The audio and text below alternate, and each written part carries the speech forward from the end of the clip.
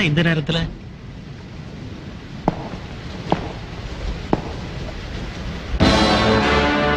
வர்மா,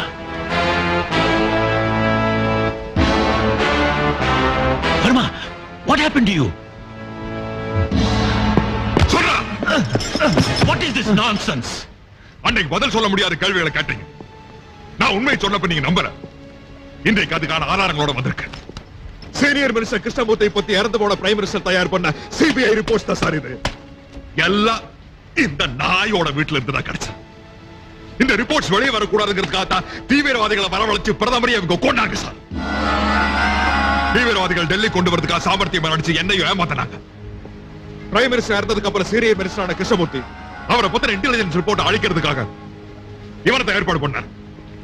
ஆனா அவரை பத்தி நல்லா தெரிஞ்சவன் எதிர்காலத்தில் பயன்படுத்துறதுக்காக எல்லா ஃபைல்ஸையும் பத்திரமா எடுத்து வச்சிருந்தான். அப்படித்தானே? வர்மா, இவன் சொல்றதெல்லாம் உண்மையா? இப்படி கேட்ட பதில் சொல்ல மாட்டான் சார். இவன் கிட்ட எப்படி பதில வர வைக்கணும்னு எனக்கு தான் தெரியும்.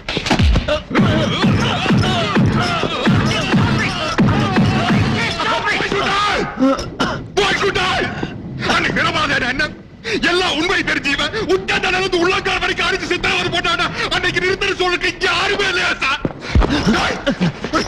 உண்மை சொல்ல அடிச்சு மூக்கு முறையெல்லாம் பேசுறேன். சொல்றா கிருஷ்ணமூர்த்தி, மந்திரி கிருஷ்ணமூர்த்தி தான் இதுக்கெல்லாம் காரணம்.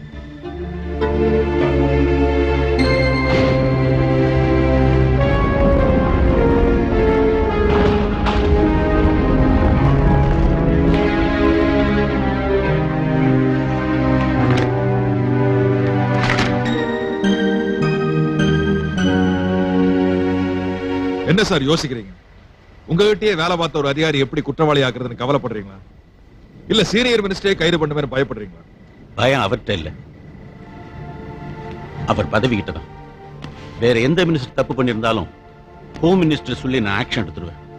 ஆனா சீனியர் மினிஸ்டரே குற்றவாளிங்கிற போது என்ன செய்யறது எனக்கு டென்ஷனா இருக்கு. ஒண்ணு பிரைம் மினிஸ்டர் கிட்ட போகணும், இல்ல பிரசிடண்ட் கிட்ட போகணும். பிஎம் நாளை காலையில வெளிநாடு போறாரு. பிரசிடண்ட் பாக்குறது அவ்வளவு சுலபம் இல்லை. இருந்தாலும் எப்படியாவது கஷ்டப்பட்டு நாளைக்கு அவரை பார்த்து அந்த ஃபைலை ஒப்படைச்சிரும். தயவு செஞ்சு அது வரைக்கும் நீ பொறுமையா இரு.